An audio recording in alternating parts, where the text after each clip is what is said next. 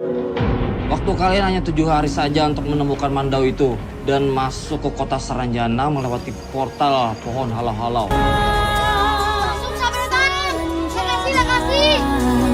Tak halang hawas di hari muda. Apakah kalian pernah mendengar tentang kota Saranjana? Saranjana dikenal sebagai kota gaib dari Pulau Kalimantan. Kisah tentang Saranjana pun sudah melegenda bagi masyarakat Kalimantan atau Borneo seluruh. Kota Saranjana pernah tercatat di peta kuno Indonesia. Hal itu membuat keberadaan maupun kebenaran eksistensinya menjadi semakin misterius. Namun, kini entah mengapa keberadaannya tidak tercatat lagi dalam peta Indonesia versi terbaru. Bagi masyarakat Kalimantan, Saranjana disebut sebagai kota yang tak kasat mata dan tak bisa dilihat oleh orang awam kecuali dengan mata batin. Bahkan peradabannya disebut sangat maju dengan jajaran gedung menjulang tinggi, bak kota impian. Karena hangat diperbincangkan, kota Saranjana pun diangkat menjadi sebuah film horor layar lebar pada tahun 2023 ini. Saranjana, Kota Gaib. Film ini rilis pada tanggal 26 Oktober 2023. Film berdurasi 1 jam 38 menit ini disutradarai oleh Johan Syah Jumberan dan juga Ridho Evander. Diproduseri oleh Victor G. Pramusinto dan film ini hasil produksi rumah perusahaan dari Hati Films. Diperankan oleh beberapa aktor Indonesia, di antaranya Adinda Azani, Betari Ayu, Ajeng Fauziah, Ananda Giorgi, M. Adiat, dan lain sebagainya. Lantas, bagaimanakah kisah dari film Saranjana Kota Gaib? Apakah kota itu benar-benar ada? Dan apabila benar, ada apakah di kota gaib itu? Penjelasan selanjutnya akan mengandung spoiler. Jika kamu tidak mau terkena spoiler, silahkan keluar dari video ini ya. Langsung aja kita masuk ke ceritanya. Hayu, meluncur! Film ini mengisahkan sebuah grup band terkenal dari ibu kota Jakarta. Terdiri dari 4 orang, yaitu Sita sang vokalis, serta rekan-rekannya, Faye, Randy, dan juga Dion. Diceritakan mereka akan mengadakan event konser di tempat yang cukup jauh, yaitu Pulau Kalimantan. Tepatnya di Kota Baru, Kalimantan Selatan. Mereka berempat pun menuju Pulau Kalimantan dengan didampingi oleh manajer mereka, yaitu Mbak Fitri.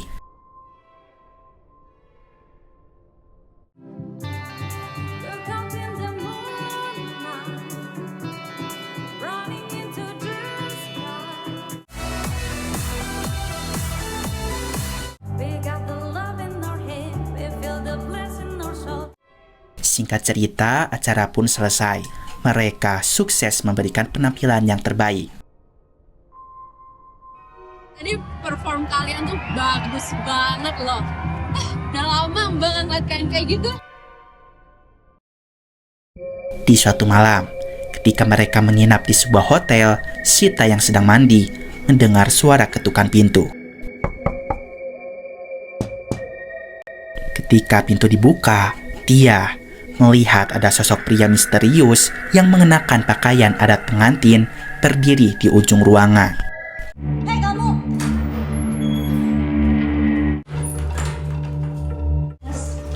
Lihat cowok pakai baju adat. Kerada melihat nah mbak. Karena penasaran, Sita mengikutinya hingga ke dermaga.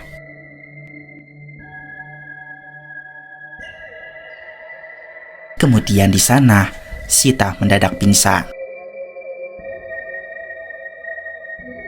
Saat Sita hendak menuju dermaga, ada seorang satpam yang melihatnya.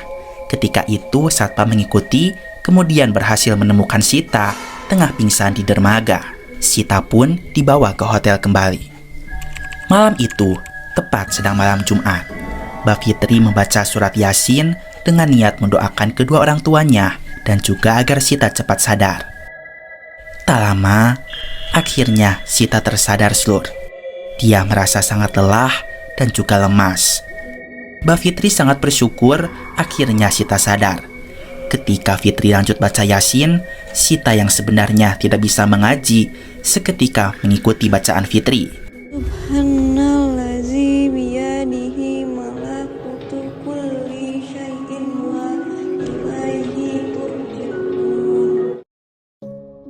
Mengejutkannya, dia hafal surat Yasin, Slur. Kemudian pengantin pria misterius itu mendatangi Sita kembali. Tanpa sepengetahuan Mbak Fitri, Sita pergi mengikuti laki-laki itu.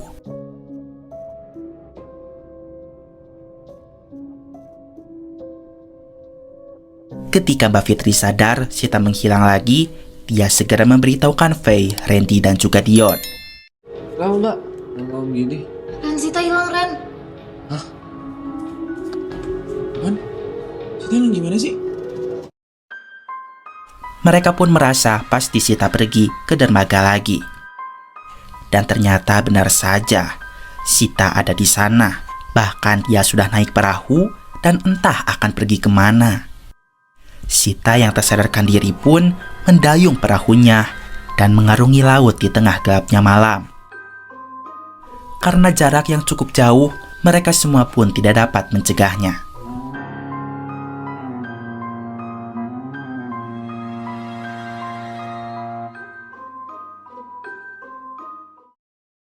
Keesokan harinya, sebenarnya acara konser sudah selesai dan mereka bisa pulang pada hari itu. Mereka pun memilih untuk mencari Sita bersama-sama.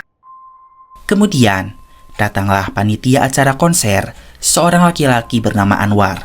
Dia ingin mengucapkan permintaan maaf karena semua tim sudah mencari Sita, namun tak kunjung ditemukan. Anwar pun berkata, apabila kejadian ini ada kaitannya dengan hal gaib. Yang terjadi kepada Sita itu kejadian gaib. Maksudnya gaib gimana? Sebenarnya, ini bukan pertama kali yang terjadi. Warga Kalimantan Selatan memang banyak yang menghilang secara misterius. Di kota ini sering kejadian orang hilang.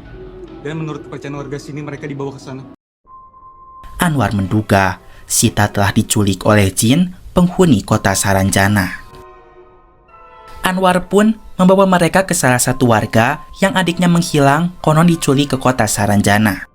Namanya adalah Hamidah. Setelah menyuguhkan segelas es teh manis hangat, Hamidah pun segera menjelaskan kota Saranjana kepada mereka semua. Saranjana ini kota gaib yang dihuni penduduk jin Islam. Kalau sudah ada orang yang udah dibawanya bakal ngalih tak balik lagi. Jadi Slur, kota Saranjana adalah kota gaib yang dihuni oleh jin Islam. Diceritakan peradaban kota itu sangat modern, maju, dan canggih. Adiknya Hamidah yang bernama Hendra sudah hilang selama 8 tahun.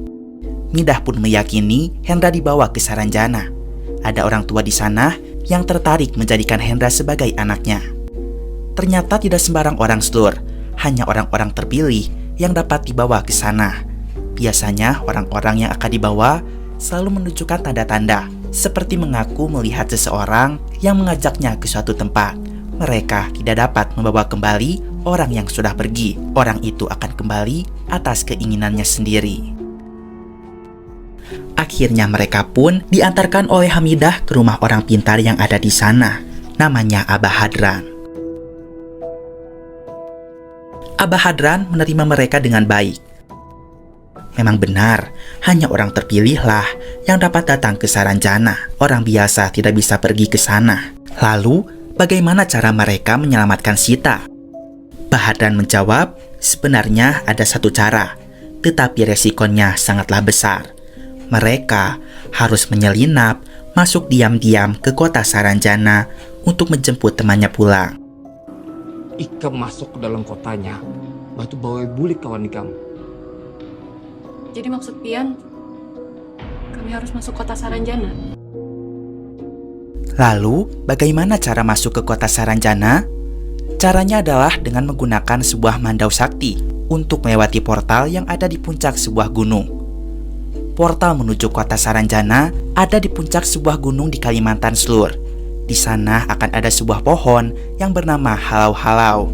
Pohon itu memiliki ciri terdapat lubang di tengahnya. Lubang itulah portal menuju kota Saranjana.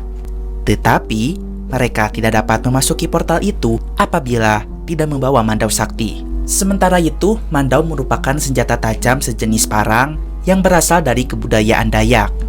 Dan di film Saranjana, Mandau Sakti adalah sebuah kunci untuk membuka pintu gerbang Saranjana. Mandau itu hanya ada satu, disimpan oleh orang paling sakti, yaitu Atoh Ampong. Waktu di sini dan kota Saranjana tentulah berbeda. 1 hari di kota Saranjana sama dengan 7 hari di dunia nyata. Mereka hanya punya waktu 7 hari untuk menyelamatkan Sita. Jika lebih dari waktu itu, terpaksa mereka harus mengikhlaskan Sita untuk selama-lamanya. Waktu kalian hanya 7 hari saja untuk menemukan Mandau itu dan masuk ke kota Saranjana melewati portal pohon halau-halau. Kalau lewat dari itu, sebaiknya kalian ikhlaskan saja. Mau tidak mau mereka pun harus melakukan petualangan menuju kota Saranjana. Ketika itu, untungnya Anwar dan Hamidah ikut membantu mereka. Di hari kedua menghilangnya Sita, mereka mulai mencari Mandau Sakti itu. Akhirnya, mereka bergegas mencari Mandau ke alamat Atoh Ampong sesuai yang diberitahukan oleh Abah Hadrang.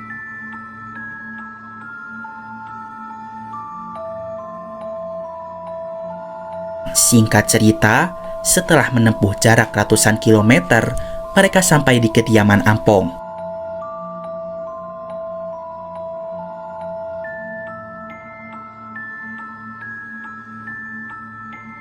Ternyata Ampong memang terkenal di kampung itu. Ia dikenal sebagai dukun penangkal santet. Banyak warga yang berhasil sembuh dan selamat dari serangan santet berkat bantuan Ampong. Namun, sayangnya Ampong baru saja meninggal 7 hari yang lalu. Tetapi beruntung mereka masih dapat bertemu dengan istrinya Ampong. Karena sudah sore, mereka memutuskan menginap dulu di daerah itu untuk 1 malam. Di hari ketiga menghilangnya Sita, mereka bergegas menuju rumah Ampong. Ternyata rumah Ampong sangat jauh dari pemukiman warga. Ia tinggal di sebuah rumah terapung. Maka mereka pun harus menaiki perahu untuk sampai ke sana. Saat dalam perjalanan, mereka melihat para warga sedang menguburkan jenazah ke bawah tanah yang ada di dalam air.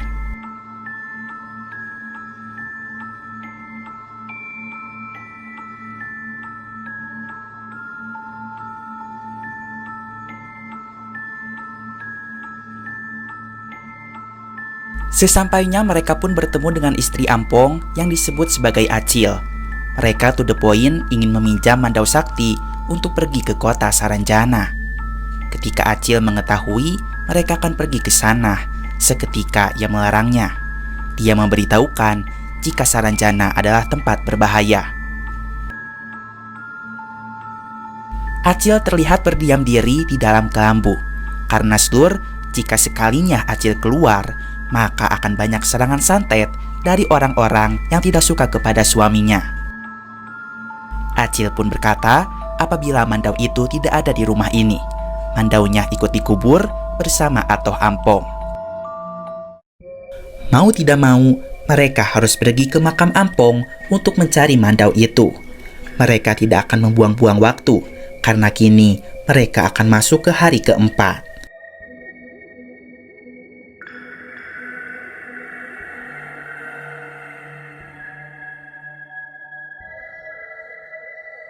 Di saat menuju makam Ampong, mereka diganggu oleh sosok kuyang yang sangat menyeramkan.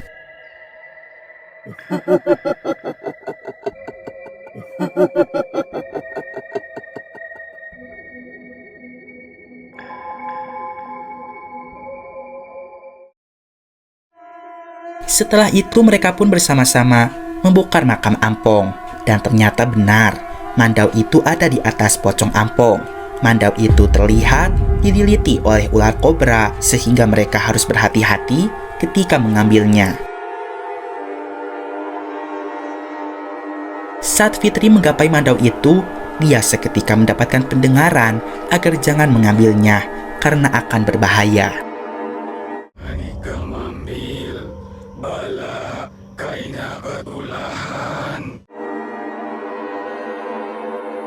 Kemudian pocong-pocong di kuburan itu seketika bangkit secara bersamaan mengepung mereka semua.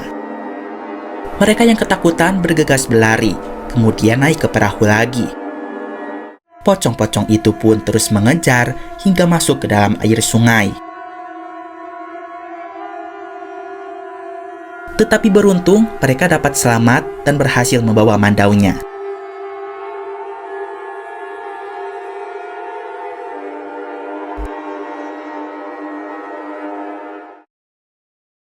Keesokan paginya, di hari keempat menghilangnya Sita. Setelah mendapatkan mandau itu, mereka harus bergegas ke Gunung Halau-Halau untuk mencari pohon keramat itu, yang konon merupakan portal menuju kota Saranjana. Mereka menghabiskan waktu perjalanan menuju gunung itu selama 1 hari seluruh. Sesampainya di kaki Gunung Halau-Halau, kini sudah memasuki hari kelima. Mereka hanya punya waktu 2 hari lagi untuk mendaki gunung itu dan menemukan pohon keramatnya. Selama mendaki, mereka mengalami banyak teror mengerikan seluruh. Tetapi selama mereka bersama-sama, maka mereka akan tetap selamat. Beberapa kali mereka istirahat karena lelah mendaki. Mbak Fitri tetap melaksanakan sholat dalam keadaan seperti itu seluruh. Hal itu pun membuat rekan-rekannya merasa malu.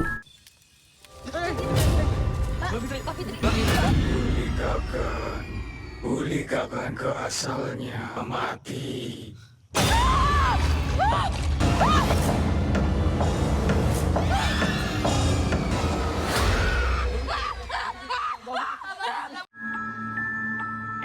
Tetapi, dengan sholat Fitri mendapatkan perlindungan.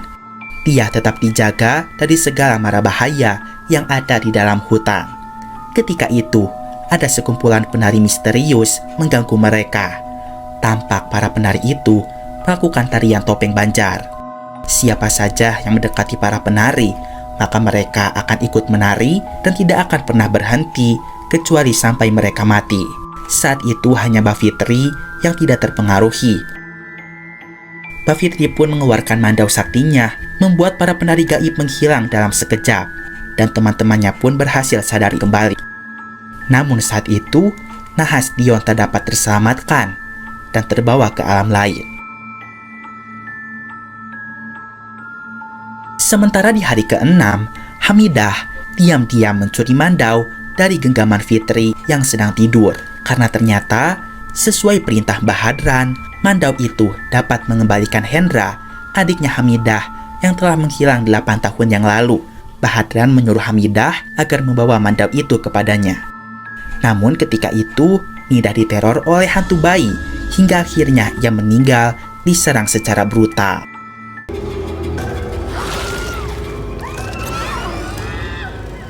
Sekarang cerita sudah memasuki hari ke-7.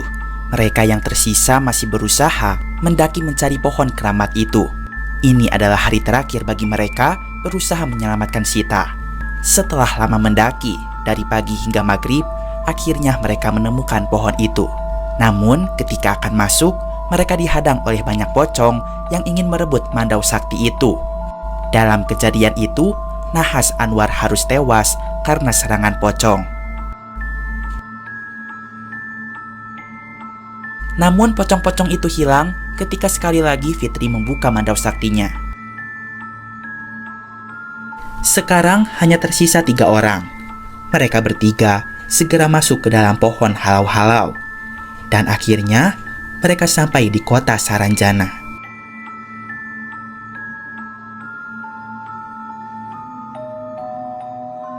Ketika itu, mereka belum masuk ke wilayah perkotaan seluruh.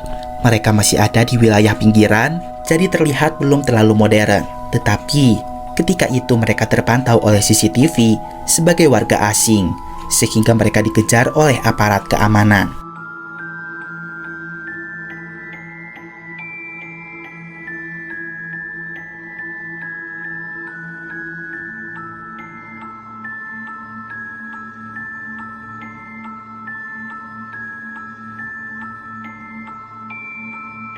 Singkat cerita, akhirnya mereka bisa melarikan diri dan sampai di kota Saranjana.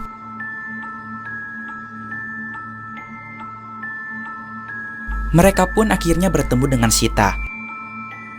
Tampak terlihat Sita akan menikah dan sudah memakai pakaian pengantin adat. Kemudian, Sita berkata tidak mau pulang karena merasa bahagia di sini. Aku nggak mau pulang, aku mau di sini aja, Mbak.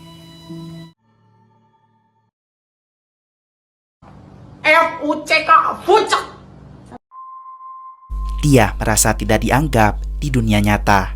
Sementara di sini, semua orang begitu perhatian kepadanya. Dia tetap ingin ada di sini, membuat dunianya yang baru. Tentu hal itu membuat Mbak Fitri dan yang lain merasa sakit hati. Mereka sudah mati-matian menyusul Sita ke kota gaib. Tetapi balasannya sangat menyakitkan. Sita pun berkata jika ia tidak pernah meminta untuk diselamatkan.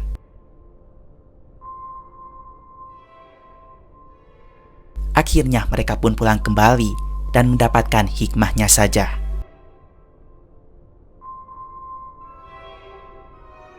Namun, tidak lama dari itu, Sita akhirnya sadar. Ternyata ada yang masih peduli kepada dirinya, sampai rela menjemput ke sini. Akhirnya Sita menyusul mereka ke portal, kemudian bersama-sama kembali ke alam dunia. Mereka pun muncul dari bawah dasar laut. Akhirnya mereka dapat keluar dan selamat dari kota Saranjana. Saranjana, Sepedanya jatuh. Saranjana, tak halang hawa.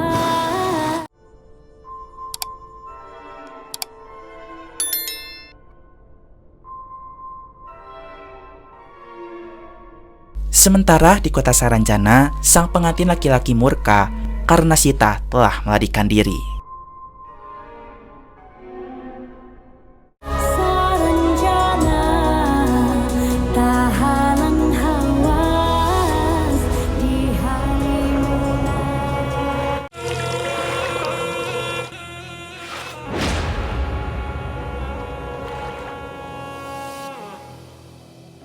Saranjana, Film ini di luar ekspektasi Mamang. Mamang kira bakal sekedar menakut-nakuti, ternyata film ini bisa mengantarkan ke sebuah petualangan yang seru dan mendebarkan. Memang tidak semuanya mulus, di beberapa bagian, terutama di paruh awal, terasa bertele-tele dan membuang durasi. Namun, Mamang acungi jempol karena film ini berhasil mengangkat budaya di Kalimantan, mulai dari bahasa, adat, tempat, tarian, dan lain sebagainya. Serunya petualangan Fitri dan kawan-kawan dalam menuju kota Saranjana pada akhirnya anti klimaks dengan penggambaran kota itu sendiri yang terus terang sangat mengecewakan. Tidak meyakinkan sama sekali sebagai sebuah kota yang diceritakan sangat maju. Perlu dipertanyakan, mengapa kota berteknologi canggih, kamera CCTV-nya gak ada keren-kerennya. Dan juga penghuni-penghuninya yang 11-12 dengan manusia biasa yang konon disebut sebagai sosok jin. Terlepas dari itu semua, film ini lumayan menghibur untuk disaksikan. 7/10 untuk film ini. Oke lah, segitu dulu aja video kali ini. Mamang pamit dulu. Keep enjoy and see you.